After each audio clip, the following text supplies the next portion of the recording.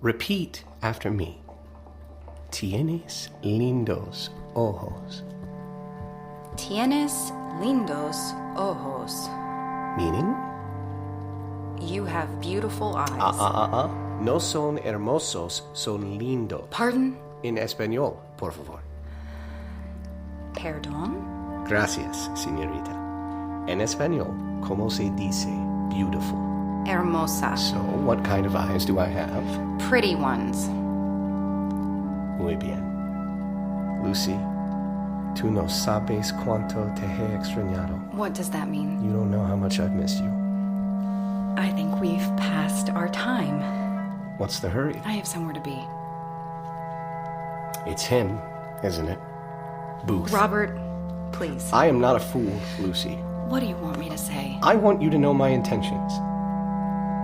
I enjoy our lessons, our time here together, but I want more. Robert? No, I've spoken with my father. He agrees. We're a good match, you and I. I don't know if this is what I want. Your father has a post, a reputation, and so do you.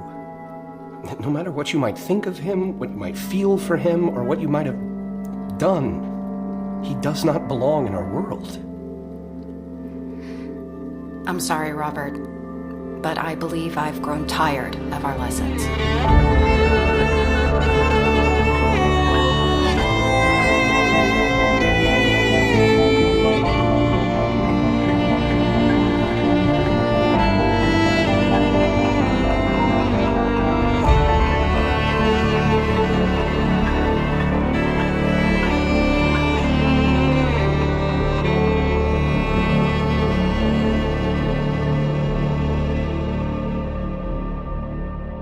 1865.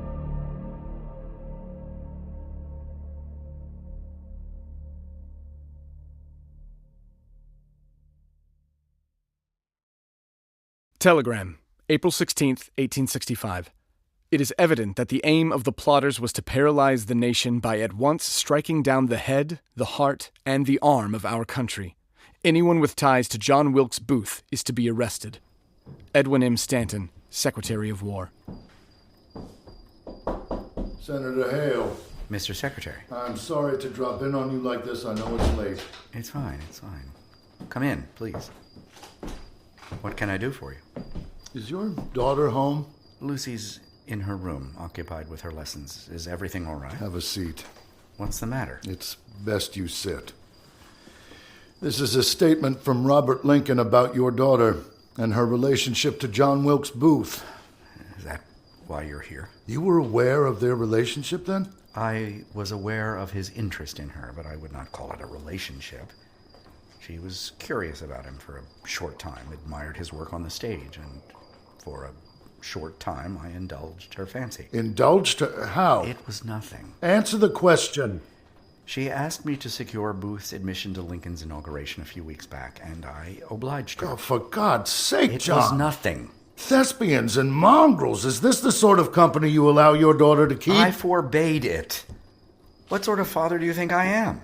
Were they intimate? Intimate? Answer the question. Don't be ridiculous. My daughter is a child. Finish reading Robert's statement, you'll think differently. Lucy? John, please. We have nothing to hide. If you won't take my word for it, take hers. I assure you, Robert Lincoln is mistaken. Father? Lucy, come here. Mr. Secretary? Miss Hale? Sit down. Is everything all right? Do as you're told, dear. Yes, Father. Now, I want you to tell Mr. Stanton about your involvement with John Wilkes Booth. My involvement? Yes, dear. Tell Mr. Stanton what happened. Nothing happened, Father. Of course not. But I want you to tell him, in your own words, what is the nature of your relationship with John Wilkes Booth. We have no relationship. There. Do you see? Miss Hale. Lucy, I have known you since you were a girl. I know what kind of woman you are, and that is not in question here, but please understand, this is a very serious matter. John Wilkes Booth is still at large, as are the rest of his conspirators. Right now, as we speak, every man with a gun and a badge this side of the Mason-Dixon is on the hunt. Every resource at my department's disposal is engaged in the pursuit of these murderers. As the head of the War Department, I have a responsibility to pursue every avenue available to me to ensure his speedy capture. Accusations have been made, Miss Hale. If you have something to say, now is the time to say it. You've spoken to Robert He's Lincoln. made a statement, yes. What am I being accused of exactly? He says you and Mr. Booth have been carrying on behind his back. Of course he does. You deny it? Robert Lincoln, I am sad to say, is afflicted with jealousy and has been for some time. I was Robert's guest at President Lincoln's inaugural ball a few weeks back. While we were dancing, Mr. Booth cut in. An altercation ensued, and I stormed out, mortified. That's the extent of my relationship with John Wilkes Booth. Why did you storm out? Because all of Washington City was there and saw what happened. My father has a reputation, Mr. Secretary, and so do I. Robert's always suspected there was more to the story, but I assure you there is not. You asked your father to secure Mr. Booth admission to Lincoln's inauguration. Yes. Why? She admired his work on the stage. Let her answer. I did fancy him, sir, but only as an actor. Despite what Robert says, John Wilkes Booth is nothing to me. And even if you were, my father forbade it, and when my father puts his foot down, I listen. There. Are you satisfied? Thank you, Miss Hale. May I be excused, Father? Yes, Lucy. Go to bed. Good evening, Mr. Secretary. Good evening. You see, much ado about nothing. Your daughter is engaged to the president's son, and she's cavorting with the president's murderer. This is hardly nothing. You heard what she said. It's her word versus Robert's. John, you and I both know how this will play out in the press. And we both know exactly why you didn't tell me about it sooner, so let's not play the fool. I thought it best to keep this quiet. I'd like to run for office again. You're the one who spurred me onto it. If this story gets out, I'll never be able to take back my seat in the Senate. And it'll ruin Lucy, too. You should have come to me. I know, I'm sorry. Do you know why Hannibal really lost? Another history lesson. Impatience, yes, but there's another reason. He was betrayed by the senators of the Carthaginian government. They promised to stand by him. Edwin? To aid his military campaign. Edwin! But when the time came, they stabbed him in the back. I didn't stab you in the back. If Hannibal had received the resources in good faith he was promised by the senators, he might have conquered the entirety of Rome. All right. I understand. I talk to Bingham, and you make this go away. Is that what you're suggesting? I'm suggesting you make good on your promise. I need Bingham to deliver President Johnson a copy of the revised Freedmen's Bill without Negro suffrage. You do that, I'll make sure this story never sees the light of day, and I will keep your daughter out of the papers and away from the Montauk prison ship. You don't have to threaten me. Yes, I do. Do we have a deal? Yes. Thank you. And John, Lucy talks to no one. April 17th, 1865. To the War Department, from the Office of the President. All military personnel are ordered to proceed with President Lincoln's wartime Reconstruction policy. Whereas an act of Congress gave the Freedmen's Bureau the power to supervise and manage all confiscated lands, it is therefore ordered that all officers of the government turn over to the Bureau all lands and property within their control.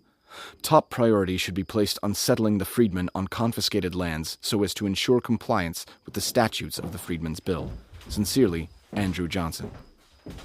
Johnson took the bit, Mr. Langston. The president has officially adopted Lincoln's Reconstruction policy. Not publicly. No, not publicly, but it is a start. Johnson can always go back on his word. I've already ordered General Howard to begin resettling the freedmen. What if the president decides to grant amnesty? To pardon the very people whose lands we've sold, or worse, given to the freedmen? The process is underway, Mr. Langston. The knot has been tied. It cannot be undone. What if the knot slips? Some knots slip, mine do not. A very wise man said that about me once, at least a man who fancied himself wise. The fool doth think he is wise. But the wise man knows himself to be a fool. Perfect proverb to describe President Lincoln, the author of my compliment. I don't know if Johnson's a bumbling fool or something much more insidious, but either way, that man is no Abraham Lincoln. He's dangerous. You remember what I said before? A politician's greatest virtue is his pliability. That's never been more true than it is in the person of Andy the Toad Johnson. Only I fear Johnson's visage is fixed, sir. Molded and shaped, fully formed by hands other than your own. Mr. Langston, getting the horse to take the bit is the challenge. Steering it, that's the enjoyable part. What if Johnson bucks? Well, we'll feed him a carrot. Stanton, what in the Sam Hill is this nonsense I'm hearing about Frederick Douglass speaking at Lincoln's funeral? Now, he sent me a request and I granted it. It's hardly nonsense. You would let Douglass attend the funeral? I would, yes. You would actually let a Negro speak at his funeral? Wait. Mr. Douglass is a Negro? He is. But he writes so eloquently. Don't be flip, Stanton. Mr. Langston, I did not realize you were present. Forgive me. Mr. President, it's quite fine. Gentlemen, you must understand the muck I'm waddling in here. I allow Douglass to speak. I allow one single solitary Negro within 5 feet of that funeral service. The Democrats will see it as a goddamn provocation, to say nothing of the people below the Potomac. I'm hanging on by a thread here, Stanton. You know it as well as I. Mr. Johnson, with respect, this is what President Lincoln would have wanted, sir. Forgive me, but your popularity below the Mason-Dixon shouldn't come into it at all. I'm the president. I don't have the luxury of ignoring my popularity. Yet you do have the luxury of ignoring the Negro people. Excuse me? This is President Lincoln's funeral, not yours. Do the right thing, sir. Let Douglass speak. No, I cannot allow it. I sympathize, Mr. Langston, but this is a line I simply cannot cross. For the good of the whites. For the good of the country. I agree with the president. I find that surprising. So do I. Well, perhaps you're right. Perhaps allowing Douglass to speak is premature. I don't want to inflame and incense our friends in the Democratic Party any more than you, sir. Well, I'm glad we're on the same page. But what about the funeral procession? What about it? I agree. Letting Douglass speak will be seen as a provocation, as you said, though I hardly imagine our friends across the aisle would take issue with a Negro regiment leading the funeral procession. Not after they risked their lives and fought so valiantly in combat on behalf of this nation. After all, Mr. President, I believe it was you who said we could not have won the war without the Negro, yes? Yes, I believe I did say that. Then, what do you say, sir? Let's extend an olive branch. If an olive branch is on fire, people generally call it a torch. That's certainly what it'll look like to the good people of Maryland when they see those Negroes marching through the streets. Mr. Langston, was it not you who remarked just the other day how lucky the Negro people are to have Andrew Johnson in the White House? Yes. You're too kind. The colored American asks but two things, Mr. President. He asked first to prove his devotion to his country, and after demonstrating on the battlefield his manhood and valor, he asked that he be treated with the respect he has earned. Just think, sir. What would it mean for a regiment of Negro troops who have bled for this country to lead the funeral procession and march President Lincoln's body down Pennsylvania Avenue? That would be quite a statement of solidarity. And you'd be the one making it, sir. Well, I do think the crowd would get a kick out of that, wouldn't they? I think so, sir. All right, what the hell. Thank you, sir. Stanton, see to it. Good day, gentlemen. Compromise is a very devil. You said that in your speech. On matters of principle, I maintain it is. Pinch your nose, Mr. Langston. Swallow it down. Mr. Secretary, when he looks at me, I can see it on his face. I've seen that look ever since I was a boy. That look has followed me my entire life. Even after I taught myself the law because they wouldn't let me attend university. Even after I apprenticed my way to the bar and became a man of distinction, that look still followed me. It was on the face of a white man who attacked me with a cane for not crossing the street. It was in the eyes of a high society woman who spit in my wife's face for looking at her. It was in the face of my white father when he gave me the lash. I take your point, Mr. Stanton. Only bear in mind I've been swallowing it down my entire life.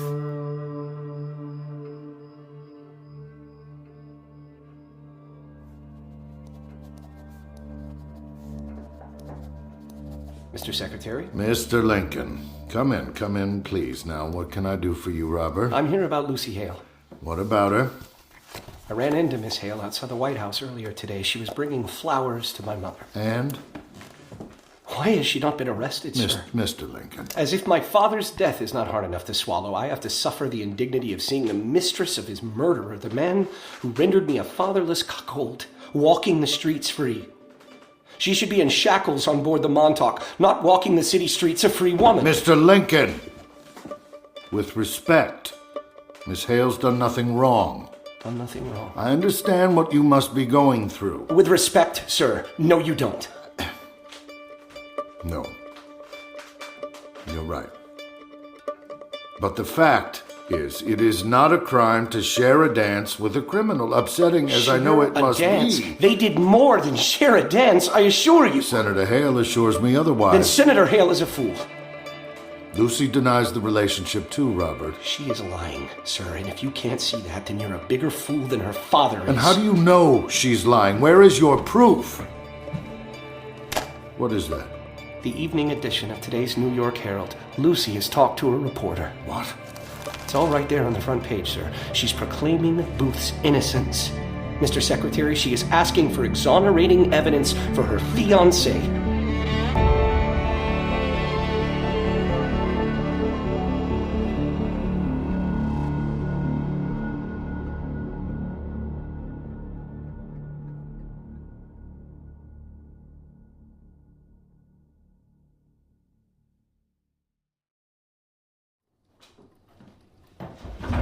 This is quite a tale they're telling about you, Miss Hale. See for yourself. I don't need to see it. I know its contents. You will take that tone out of your voice, Lucy, and you will treat Mr. Stanton with utmost respect. And I will be afforded the same courtesy in return? I read the paper, sir. I've seen what happens to those who find themselves in your path, Mr. Secretary. Are you that much of a fool to believe him innocent? Of course not. But if I'm to be dragged on board the Montauk prison ship, the court of public opinion is the only trial I will ever get. This article might make me a fool in the public eye, but it means I'm not complicit. It means I couldn't have done anything wrong. And did you? No. Only that I loved him. Only that he asked for my hand, and I happily said yes. You have lied to me for the last time, young lady. You play the fool well, Father. Even better than me. Mind your tone. I came to you for your blessing. I practically begged you for it. And I gave you my answer. And I gave you mine. You left me no choice but to carry on with John in secret. I left you the choice of obeying your father. I left you the choice of marrying Robert Lincoln. Robert Lincoln is nothing to me. And I told you as much. But I wonder, Father, have you told Mr. Stanton the truth behind your appointment to Spain? That's enough. I'm certain he's aware of it, but have you told him the real story? What's the real story? It's nothing, Edwin. Is it? I said that's enough. Let her speak, John. I made my feelings for Mr. Booth abundantly clear. I asked for my father's blessing, and when it was denied me, I persisted. And I told him that's what I was going to do. Father responded by begging President Lincoln for a diplomatic post in Spain so he could drag me across the Atlantic and keep me away from John. That's absurd. The only choice you left me was to stay in Washington City and marry Robert Lincoln or refuse you and suffer the consequences across the pond. And revolting as I found either alternative, I chose to remain in the city and accept Robert's proposal. But I told you, Robert's hand or not, I was never going to give up on John. I may have lied to you, Father, but judging by the look on Mr. Stanton's face, it's clear I'm not the only one who's been bending the truth. Go to your room, now. May I be excused, Mr. Secretary? It seems my father can no longer bear the sight of me. Go on.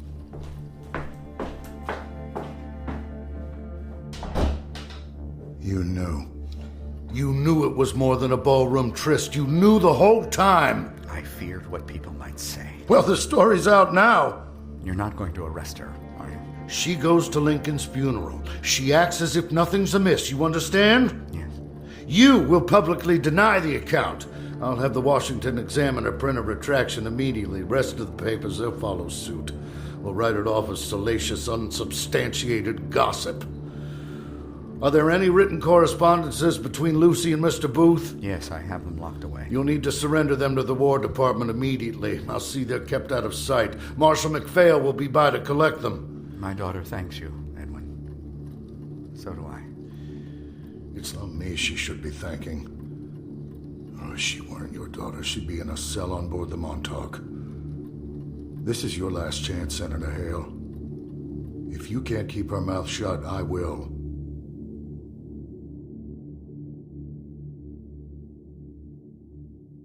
April 18th, 1865. From the Washington Examiner.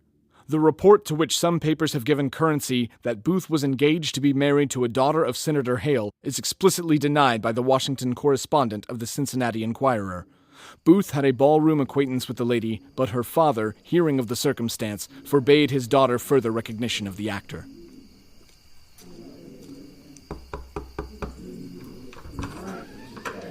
Mr. Stanton? Mr. Lincoln, I'm sorry for troubling you at this hour. Is your mother home?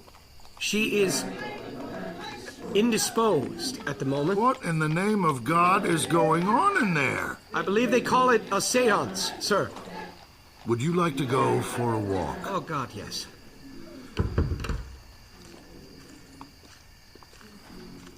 Your father.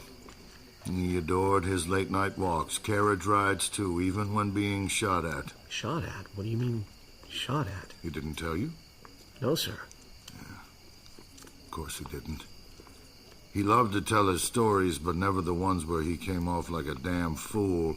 He was riding in his carriage down this very street, in fact alone, in the dark of night, when an unknown gunman appeared and shot the top hat right off his head. I begged him to discontinue his late-night routine, but he said no. He said it was good for the economy, that his walks would likely keep the local hat makers in business. Thank you for this. You've rescued me from a rather uncomfortable evening. Well, whatever witchcraft is going on inside that parlor. I think they're trying to communicate with him from beyond the grave. Yeah, she's been through a lot. Healing, that takes time. Especially for my mother. And the only thing worse than the loss of a spouse is the loss of a child. Or a father. Yes. I want you to know I'm not placing Miss Hale under arrest. So you're going to protect her? You have to understand. I am walking a very delicate line. With respect, Mr. Secretary, this is not about you. But it is about your father. John Parker Hale is too important to be raked over the coals on account of a tawdry political scandal. I'm not protecting Lucy Hale. I'm protecting your father's legacy. If this story gets out, the detriment to our cause, to your father's cause, to the work that Senator Hale and I are doing will be irreparable. But I'd like your blessing, Robert, and I'd like to know you'll exercise discretion. I'm putting him in the ground tomorrow, sir. How can I stomach the sight of her at his funeral? Your father cared for you very much. Well, he never respected me. Yes, he did, Robert. No, I don't think so. He wouldn't let me fight in the war. I think he always thought me something of a Prince Hal, to tell you the truth. I don't think he ever saw me for who I really am and who I might become. Well, no one ever said he was perfect. Certainly not me. But God has a long history of using broken men for his will. King David was God's chosen one, and yet even David had his faults. He had Bathsheba's husband killed so he could lie with her, and yet, in spite of all of that, God still used him for great things. Yes, I know the story. Well, then you must know that while King David is most remembered, it is actually his son Solomon who fulfilled God's promise and built his temple. Help me build a temple to your father's legacy. You have my discretion. And you have my word. But it's for your sake, and it is for the sake of my father, but it is not for her. Thank you. Truth be told, I don't know how I'm to remain here in Washington City and bear the sight of her. Well, who's to say you have to remain in Washington City at all? How's that? Tell me, Mr. Lincoln, how do you feel about trains? Telegram, April 19th, 1865. By direction of the War Department, in honor of the funeral of the late President of the United States, there will be fired today at noon 21-minute guns from all forts, posts, and the military academy. After the funeral service, his body will be placed in a glass-topped casket and loaded on board a military train which will depart from Washington City and make its way to his former home in Springfield, Illinois, where the President will be laid to rest. Secretary of War, Edwin M. Stanton. Hello, Lucy. Robert. Funeral was nice, I think. Yes. Not too cumbersome, not too long. I think you would have liked it. Yes. I'm leaving. With a funeral train. What? I'm off to win the hearts and minds, as Secretary Stanton would say. Unification matters more now than ever, and well, I suppose there's no one left to keep me away from politics now, so I'm doing my part. Though I can think of more pleasant traveling companions than my father's dead corpse. Robert, I just wanted Don't. I'm leaving this afternoon. I won't return for some time, so I suppose this is goodbye. Robert, I only wanted to say... Did you know? I know that you knew something. Only I don't know what. I'm sorry for your loss. That's all I wanted to say. You may have everyone else fooled, Lucy, but you don't fool me.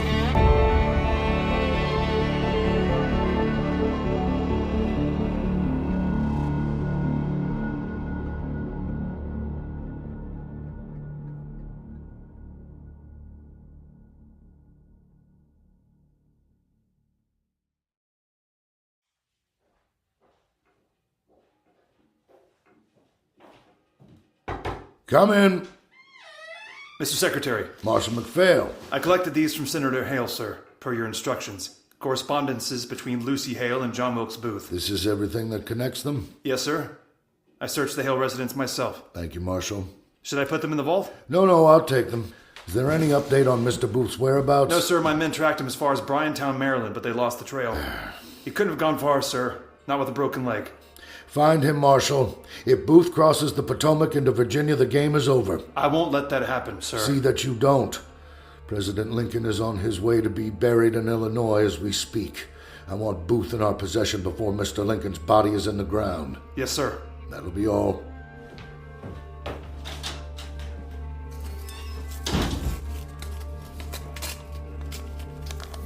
My dear Miss Hale, were it not for the license which a time-honored observance of this Valentine's Day allows, I had not written you this poor note. You resemble in a most remarkable degree a lady very near to me now dead, and your close resemblance to her surprised me the first time I saw you. This must be my apology for any apparent rudeness noticeable. To see you has indeed afforded me a melancholy pleasure, if you can conceive of such. And should we never meet, nor I see you again, believe me, I shall always associate you in my memory with her, who was very beautiful, and whose face, like your own, I trust, was a faithful index of gentleness and amiability. With 1,000 kind wishes for your future happiness, I am to you a stranger, Mr. John Wilkes Booth.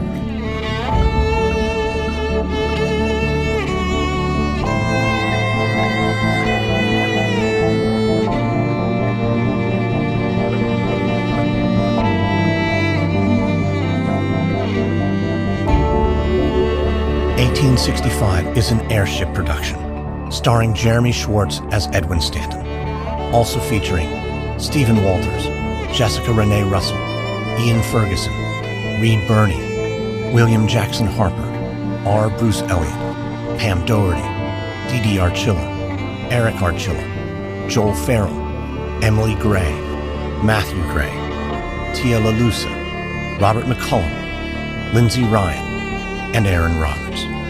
Created by Stephen Walters and Eric Archilla. Directed by Robert McCullum. Written by Stephen Walters and Eric Archilla. Executive producer Lindsey Graham. Co-executive producers Eric Archilla, Robert McCullum, and Stephen Walters. Music and sound design by Lindsey Graham. To find out more about 1865, go to 1865podcast.com or find us on Facebook and Twitter at 1865podcast. And if you're a fan of the show, please consider supporting us. Become a patron at patreon.com/1865podcast. New episodes air weekly, and look for special Inside the Episode interviews with the writers and producers of the series to find out more about the real history behind 1865.